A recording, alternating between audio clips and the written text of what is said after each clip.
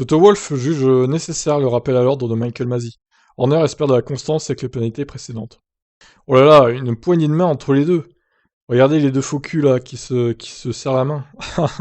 On n'y croit pas du tout, hein, bizarrement. Je pense qu'avec toutes les controverses que nous avons eues au cours des dernières courses, et encore une fois c'est probablement une question de perception différente selon les camps, c'est très bien que Michael Masi et la FIA aient rappelé ce que représente le code sportif international, juge Toto Wolff.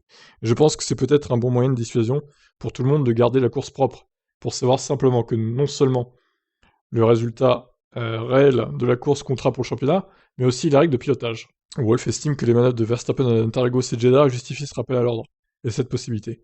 Ce que nous avons vu au Brésil, et peut-être aussi à Jeddah, c'est un pilotage controversé. Par conséquent, je pense que c'est une bonne chose que cela soit passé à Jeddah, et je pense que c'est une bonne chose que le directeur de course soit intervenu de manière stricte pour dire ce qui est permis et ce qui ne l'est pas. C'est aussi une bonne chose de rappeler que ce n'est pas seulement pour Max, mais pour tous les pilotes, afin que chacun fasse en sorte d'avoir une course propre dimanche. Toto Wolff espère toutefois que la direction de course n'en arrivera pas des extrêmes pour éviter un scénario qui serait similaire à Suzuka 90 entre Senna et Prost, ou aux accrochages entre Schumacher et Damon Hill, ou Villeneuve, respectivement Adelaide 94 et Jerez 97. Je pense que ça serait mauvais, mais nous l'avons déjà vu, Prost et Senna ont fini dans le bureau des commissaires, de même que Michael et Damon, et Michael et Villeneuve, parfois ça fait partie du jeu. De son côté, Horner a déclaré que les décisions des commissaires devront être cohérentes avec les décisions des incidents précédents. Je peux comprendre que Toto et Lewis, avec le désavantage des victoires en course, fassent pression pour ça. Mais personne ne se lance dans cette course en se disant qu'elle va se terminer par un accident. Notre objectif est d'essayer de gagner cette course sur la piste et d'essayer de le faire avant le drapeau damier. C'est une course sur 22. Quelle est la différence entre cette course par exemple et Silverstone ou la Hongrie? Il doit y avoir une cohérence à la direction de course dans les pénalités. Bon, là, il répète un peu ce qu'on a vu tout à l'heure, du coup. Horner pense qu'il ne faudrait pas qu'une sanction ou un jugement semble sorti de nulle part. On en revient simplement à vouloir de la constance. Ce qui s'est passé dans le virage 4, ce qui s'est passé où que ce soit, devrait être appliqué à cette course.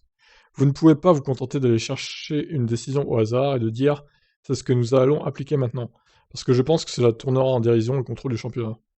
Je pense que c'est la chose qui rend les gens les plus fous, les gens plus fous que tout le reste. C'est lorsqu'il y a une perception d'incohérence.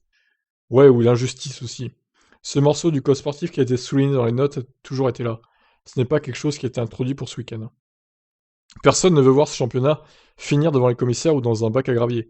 Nous voulons voir ces deux titans du volant qui se sont affrontés si souvent cette année s'affronter à nouveau ce week-end. C'est ce que nous voulons en tant qu'équipe et ce que Max veut en tant que pilote. Il faut de la constance. La belle image de cette conférence a été la poignée de main, en apparence sincère, entre les deux hommes. Wolff a été l'instigateur de ce geste, disant à son rival bonne chance que le meilleur homme et la meilleure équipe gagne. Horner a répondu à la demande de Wolff, il lui a serré la main. Exactement, c'est exactement ça. Ça a été une compétition intense, ça a été tendu entre nous deux, et ce sera intense l'an prochain et l'année suivante. Mais nous avons deux équipes excellentes. Nous sommes séparés par une quinzaine de kilomètres au Royaume-Uni et je pense que l'engagement qui a été pris par tout le monde a été phénoménal. Je ne peux pas parler pour l'équipe de Toto, mais je sais que notre équipe a été exceptionnelle cette année malgré la pandémie, avec tous les défis, les triples courses et tout ce qui a été lancé. S'il ralentissait un peu, ça aiderait certainement, a-t-il conclu en plaisantant. Ah, il n'y a pas beaucoup de dialogue de Wolff dans cet article, il y a beaucoup d'Horner, mais très peu de Wolff au final, à part le début. Bon, ben voilà.